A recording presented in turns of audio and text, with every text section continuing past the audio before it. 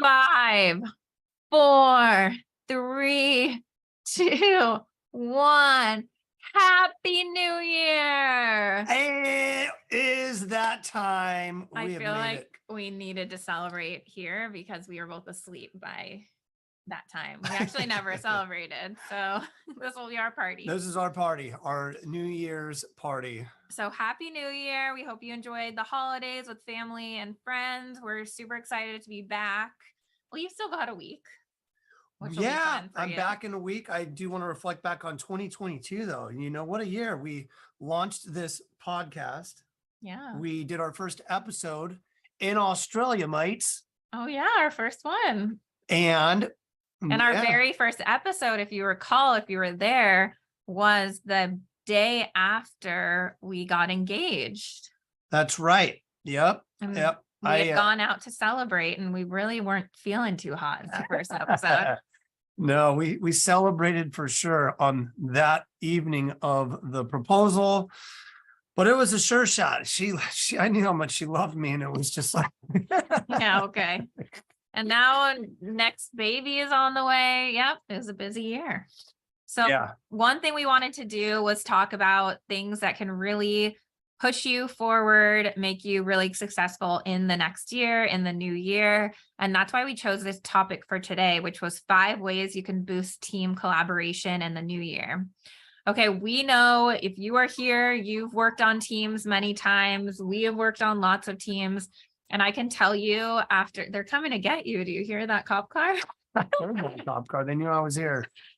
So we can tell you after working on so many teams, and for me, you know, we've done a lot of work with our online programs and helping therapists through those programs. And I could tell you the number one thing that is going to determine someone's success with their client, with their student, with getting others on board with a neurodiversity affirming approach is team collaboration. We cannot do this alone. We know that therapy doesn't happen just in a vacuum. There's so much more to helping our kids than just the time we spend with them in our sessions. And if you're a parent, you know that there are a lot of people in the child's life that are spending more time with them, even like waking hours sometimes, than families. Oh, absolutely. Yeah, that team collaboration approach is number one, right? You have to have a solid foundation, build that culture so it generates a connection between everybody. So we'll go ahead and go over some of those tips, tools, and ways to boost team collaboration. Yeah, so we've got 5 tips for you to boost team collaboration. And some of these may be things that you've heard, but maybe we'll give you a new spin on them. Some of the things are maybe things that would be great for you to start implementing in the new year. So the first one we have for you is about relationships, how important it is to build relationships with the team members that you are working with. And I know that may sound obvious, but I think sometimes we have this mentality of, I need to get to work, I need to spread the knowledge, I need to do the trainings, I need to educate them. And there's just not going to be as much success in that relationship and that collaboration if you haven't spent time kind of building that connection with that person. And it always reminds me, I always think about the saying you would say, which was... Yeah, so the saying, it's a quote. I don't know it off the top of my head on who wrote it, but it is, people don't care how much you know until they know how much you care. And that really is the foundation when we work in a team collaborative approach. I use that motto when I work with my students. It's like you could sit at the IEP table and you can talk about everything neurodiversity and all of the knowledge you've learned. But if there's not that feeling that you genuinely care about making the difference or the impact in everything that you say, regardless of what side of the table you're sitting at, it's not going to build that culture. And so, again, people don't care how much you know until they know how much you care. And I think a practice to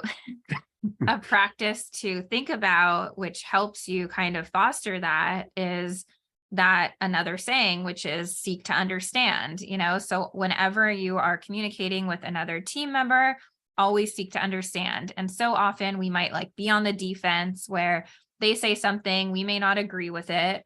And instead of immediately trying to like think in your head, why are they possibly saying that? What is wrong? Like, I don't understand. Seek to understand. Think about what is their perspective? Where are they coming from? What is their background? What are their emotions involving all of this? And when we can really seek to understand another person's perspective, that's when we can really come from a place of compassion and be able to build that authentic relationship too, which is what you're talking about. That's huge. Yeah. Establishing that different perspective and other people's viewpoints. So you can come in with an effective approach on that. A couple of years ago, I had read a book. Actually, I've read it a couple of times now because it was really good. There was some insight in it by Dale Carnegie. It's probably one of the top 5 books, right? How to Win Friends and Influence Peoples. And that was one of the chapters, was seek to understand, then to be understood, and all about taking the other people's perspectives. And I can't tell you how important that is to building a community and culture within your team that you're working with. Yeah, absolutely. And I think that was like the 4th cop car. They're really looking for you. I am wedged up in this office. They're not going to find me. I got the blinds closed. Those guys have anyway. No. Yeah. So this is also effective in relationships. Seek to understand, then to be understood. Okay. Example. Okay. Is your ADHD and you do something. I always have to seek to understand why, like you may be doing something or thinking about something else. And that helps me better understand you. Ironically, I was not the one that was paying attention to the cop cars. I know, but I think about it because I think about how your brain is going to think about it. I was monomaniacally focused on this. I bet you were. So anyway, last thing on the relationship front, I think something else that's really important other than this seek to understand, come from a place of compassion, is find your people, build your tribe. One of the biggest challenges I hear from therapists, from parents we work with, is that they don't feel like there are other people in the environment that have the same goals in mind that they do, that they don't feel like they're using the same approaches. And I hear this from therapists all the time, where that they feel like the biggest problem is that everyone is on different pages. And that is something that, of course, comes with time. But the more that you can fill your bubble with other people who have that same, those same beliefs and want to be neurodiversity affirming and want to learn together, the more it is going to lift you up. Because otherwise it can be really hard. It can be really toxic when we go into work environments where everyone else is wanting different things than us. And there are always going to be places that you can find your tribe. And if that is not in your work setting, like if that is a really big problem in your work setting, you've got us.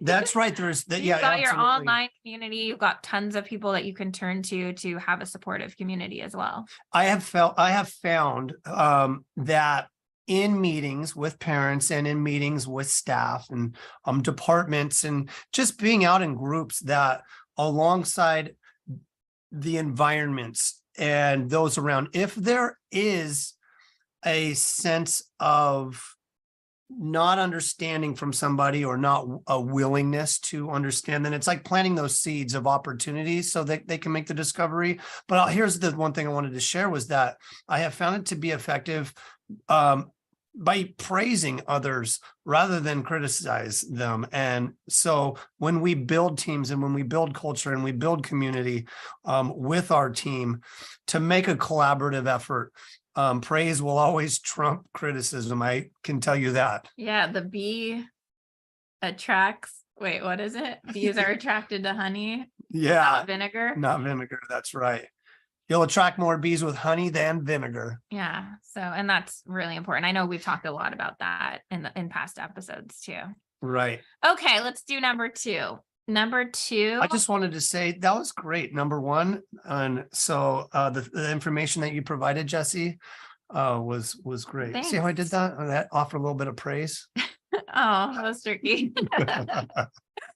Okay, let's hit number two.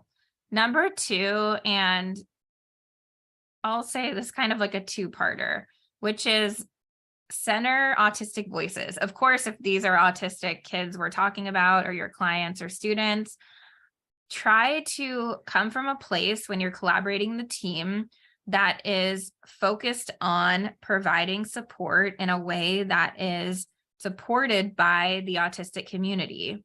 And something to think about is starting with the why. And that's very famous. Like Simon Sinek talks about it, how when we want to try to get people on board with something, we have to really start with the why. We don't start with the what, we don't start with the how, we have to start with the why. And the reason for that is because people make decisions based off of emotions.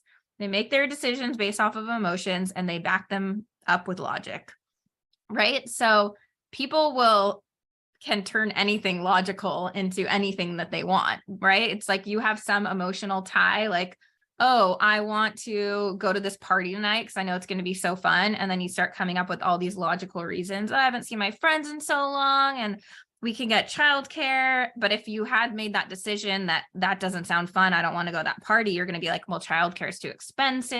I just talked to my friends last week, right? You're going to start coming up with like excuses. So you really want to get people on board with that why. And a lot of the times when we can connect that to how this is supporting the autistic community and why neurodiversity affirming approaches are so important, that's what I have found really brings people together. So really helping other team members to understand, like, what is the big picture here? What are we doing for this child? You know, Chris and I always talk about how, yes, these are little things that you can do in your individual sessions, but what is the bigger picture here? The bigger picture is how can we help our kids lead more fulfilling, happy lives, right? And who doesn't want that for their kids? So really starting with the why, helping people to understand that. And we are just constantly referring to different like autistic accounts and autistic colleagues and friends for information. Absolutely. Yeah. And that's, you hit the nail on the head on that very end part there too, with giving that opportunity for the why, so we can work with our clients and students to create a life that's purposeful for them. And that is number one. Yeah. I was just thinking about this while you were talking too. I could see it in your eyes that you were thinking about something. I only know it's kind of like a really bad dad joke. And I was thinking about how it tied into this. And I'm going to say it just because. Because why not? I only know 25 letters of the alphabet. I don't know why. Okay, I'll stop now. Okay, so let's get away from that dad joke. Hey, you're On to the marrying next me. one. You're marrying me. On to numero day. tres. Number Okay. three. Number three, and this is going to be more of like a tactical kind of strategy for you. And this is another two-parter. One is when you are trying to get teams on board, you're trying to train them in different strategies, different approaches. One, make it easy. And two, set them up to have a quick win. Okay, what do I say when I say make it easy? How many of you have had like a parent come into a session or a professional come in and you start talking to them? And at least I know when working with parents, there have been times where parents have come in here for the very first session. And I am so excited about what we're going to be doing together that I just go on. And I'm like giving them so many strategies and so much to do. And they walk out of here with a laundry list of things to do. And then what happens is they feel so overwhelmed by, like, it's not that they're not excited, but they're overwhelmed because it's so much to do that they don't even get started. Okay, so start by making it really easy. Have like one core thing you are trying to teach someone first and make that your one thing that you want to teach them. And then set them up for a quick win, meaning give them a way to use that strategy that's going to be super easy for them and it's going to feel good and they're going to be successful.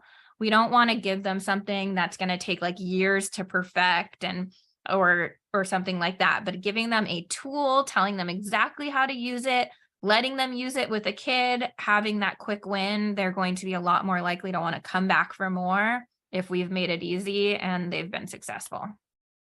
Yeah. I was just thinking about my ADHD, and it's like if someone were to give me like a 10-step plan and they would say, hey, Chris, so here you go.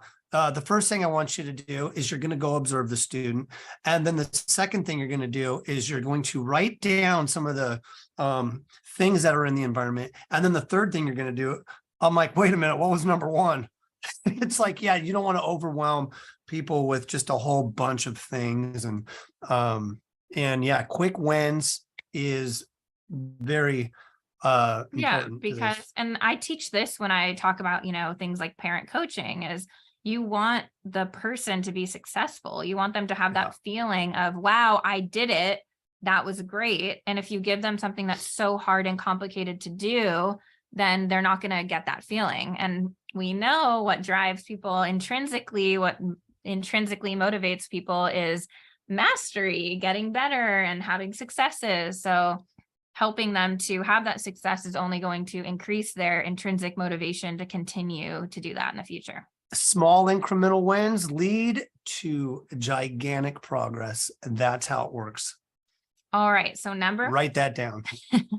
You need a whole book of Chris life lessons.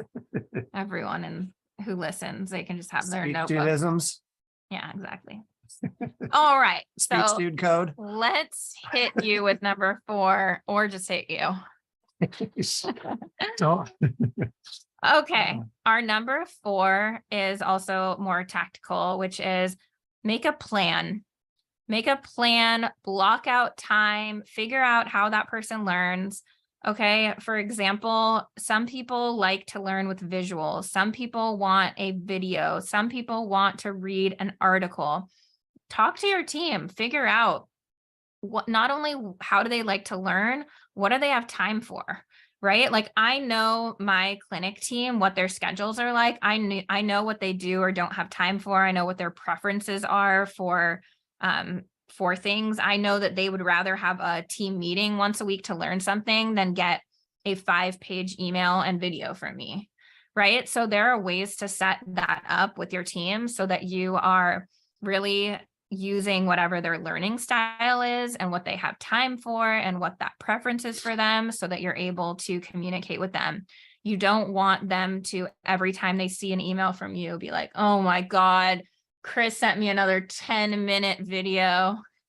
I try to, 20-minute video. Yeah, that's part of it too, though. Making that plan.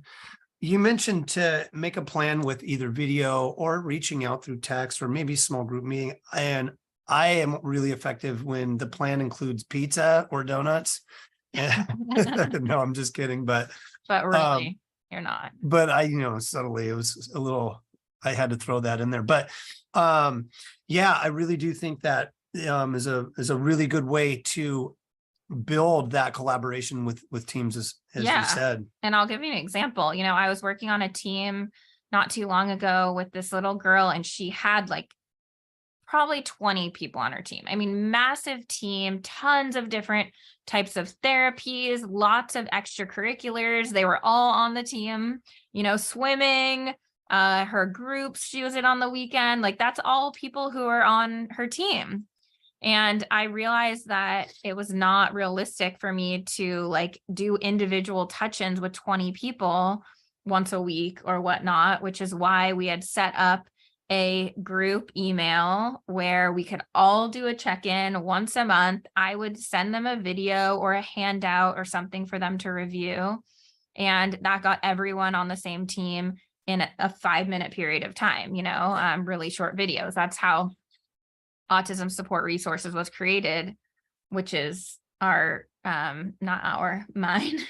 Yeah.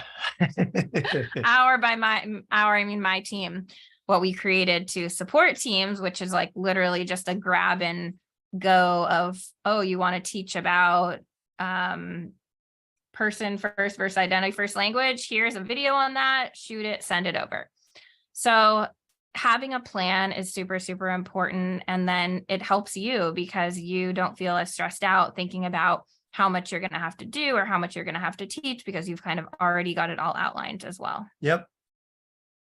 Okay. And our last one for you, number 5, is remembering that you are on the same team. You are all on the same team. And I always think about how couples therapists will say to people that when couples are arguing, they always think it's them versus the other person, but it's really the couple versus the problem.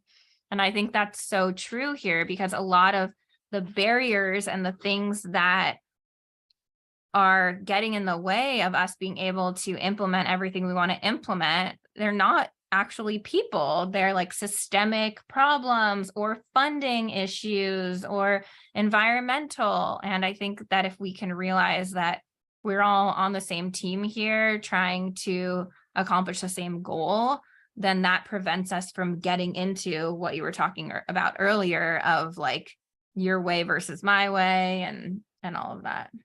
100% team building, collaboration, building that trust, all of those things. Yeah. And with that is just remembering that everyone is on their own journey.